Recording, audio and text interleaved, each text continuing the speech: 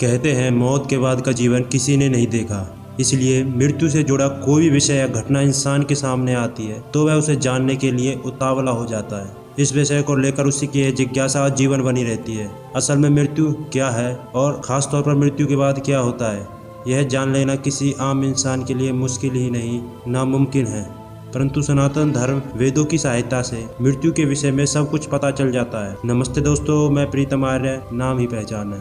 प्राचीन धर्मशास्त्र कठोपनिषद में मृत्यु और आत्मा से जुड़े कई रहस्य बताए गए हैं, जिसका आधार बालक नचिकेता और यमराज के बीच हुई मृत्यु के विषय में संवाद है। मृत्यु के बाद जीवात्मा को क्यों और कौन सी योनियां मिलती हैं? यमदेव के मुताबिक अच्छे और बुरे कर्मों और शास्त्रों, गुरु, संगति, शिक्षा और व्यापार के जरिए सुने भावों से पैदा भीतरी वासनाओं के मुताबिक मरने के बाद जीवात्मा दूसरा शरीर धारण करने के लिए माँ के गर्भ में प्रवेश करती है। इसमें जिसके पुण्य पाप समान होते हैं वह मनुष्य का जन्म, और जिसके पुण्य से भी ज्यादा पाप होते हैं वे पशु पक्षी के रूप में जन्म लेते हैं।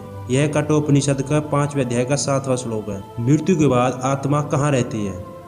वर्तमान समय की साइंस मृत्यु के बाद आत्मा का क्या होता है इस विषय पर चुप्पी साध जाती है। इसके पास कोई जवाब नहीं होता, परंतु वेदों में 1,96,08,53,123 वर्ष पूर्व इन सब विषयों के जवाब दे दिए गए थे। यजुर्वेद अध्याय 39 श्लोक 6, जब जीव इस शरीर को छोड़ता है तो आत्मा पहले दिन सूर्य को प्राप्त होती है, दूसरे दिन वह अग्नि को प्राप्त होती है, तीसरे दिन वायु को, चौथे दिन आदित्य को, 5वें दिन चंद्रमा को, छठे दिन ऋतु को, 7वें दिन मरुत को, 8वें दिन बृहस्पति को, 9वें दिन प्राण को, 10वें दिन उदान को, 11वें दिन इंद्र को और 12वें दिन विशेष देवा को। उसके पश्चात हमारे शुभ कर्म अशुभ कर्मों से ज्यादा रहे होंगे तो मनुष्य का जन्म मिलेगा। संसार में एक नियम कार्य करता है, जिसका जन्म होता है उसकी मृत्यु अवश्य होती है। अंत मृत्यु होने पर जन्म होना भी निश्चित है। यह अज्ञात बात है कि मृत्यु होने पर जीवात्मा का अभाव नहीं होता, परंतु वह आकाश में वायु में विद्यमान रहती है और पूर्व जन्म के किए कर्मों के अनुसार ईश्वर उसकी जाति, आयु, भोग निर्धारित कर उसे जन्म प्रदान करता है। आपने ये वीडियो देखी, आपका आभार। इस वीडियो को शेयर करें उन लोगों के साथ जो अंधविश्वास में फंसे हुए हैं। आपका धन्यवाद।